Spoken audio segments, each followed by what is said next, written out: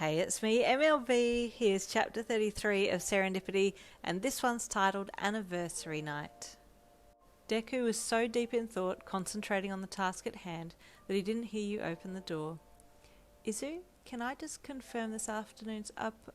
Deku jumped, clicking furiously to close the tabs that were open on his computer, but in his panic he accidentally clicked on one of the side ads.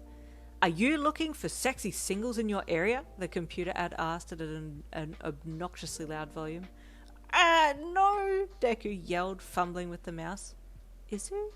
Yin, it's not what it sounds like, he wailed frantically, finally getting the ad to close down. He then let out a despairing sigh and hung his head.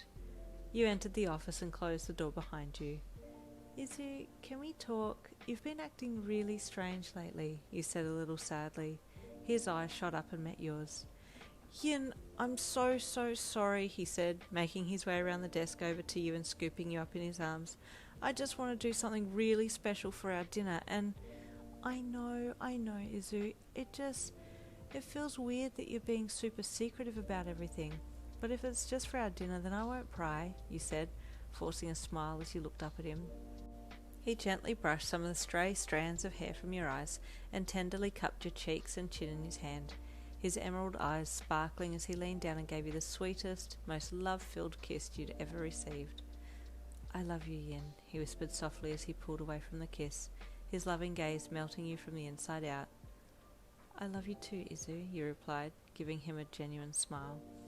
Over the next few days, Deku tried his best not to be too suspicious, although he was making phone calls to Todoroki constantly, and you'd guessed by now that the suave, dual-haired hero must be helping Deku with the dinner plans.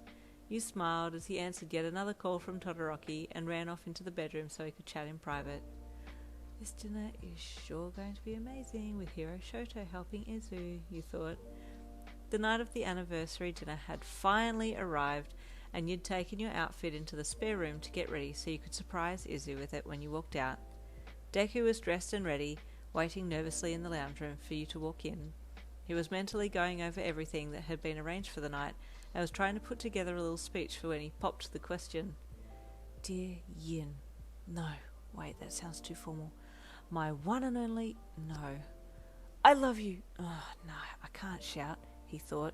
He was so deep in thought with his brows knitted together, standing there with chin in loosely curled fists, that he didn't see you enter, so he had to clear your throat a few times to get his attention. His head suddenly snapped up when he finally did hear your voice, and his jaw fell open. You smiled bashfully. How do I look? You asked, spinning for him to see all of you. You look amazing, Yin, he exclaimed in awe. I mean, you always look amazing, but that colour really suits you. You giggled. Thanks, Izu. I can't even begin to make comment on your outfit. It's just too... You paused.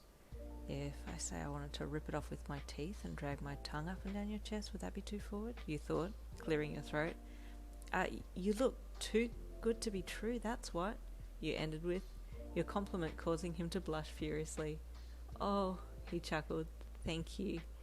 Just then the car that Todoroki had organised arrived out the front, and the two of you exited the house.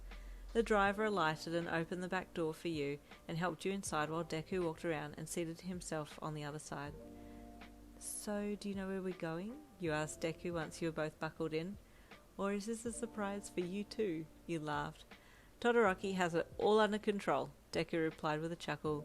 But I'd like to think I at least know what's going on. Before long you both arrived at the flashy waterside restaurant and the driver opened the doors. You were greeted with red carpet and personal wait staff, which really blew your mind. The waiter and waitress led you and Deku up to an upstairs open-air dining section that was cordoned off just for the two of you, and there was a small band playing beautifully relaxing music for you both. Wow, you mused. Going all out? Deku smiled proudly. Everything for you, Yin. The night progressed and Deku seemed to be getting more and more nervous as time went by, spilling things and stumbling over his words.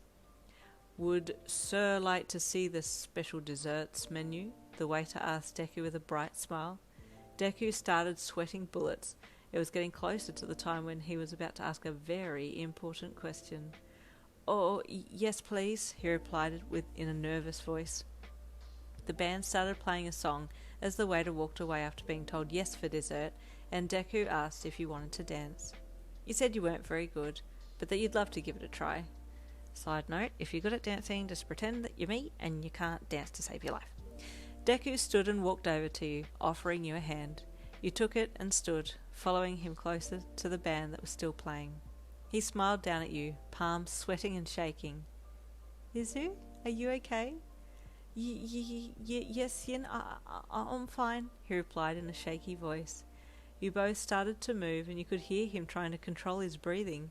Suddenly he stopped and looked around. Before you could ask what was wrong, he grabbed you close to and dropped down, covering you with his arm. A rift of lava shot over you both and you gasped. Deku jumped up after the flow of lava had stopped and stood between you and the place from where it had come from. The band members screamed and scattered, running for cover, so it was just the two of you left on the roof. Deku! An enraged voice called from the other side of the building. You bastard! I'll make you pay! Suddenly a molten lava person slid up and over onto the top of the roof of the building, swaying and gliding as he came forward. You! Deku growled, activating his quirk as he stood ready to fight. As the Aussies would say, ah, bloody hell, who's this muppet? Stay tuned for the next chapter to find out what's going to happen.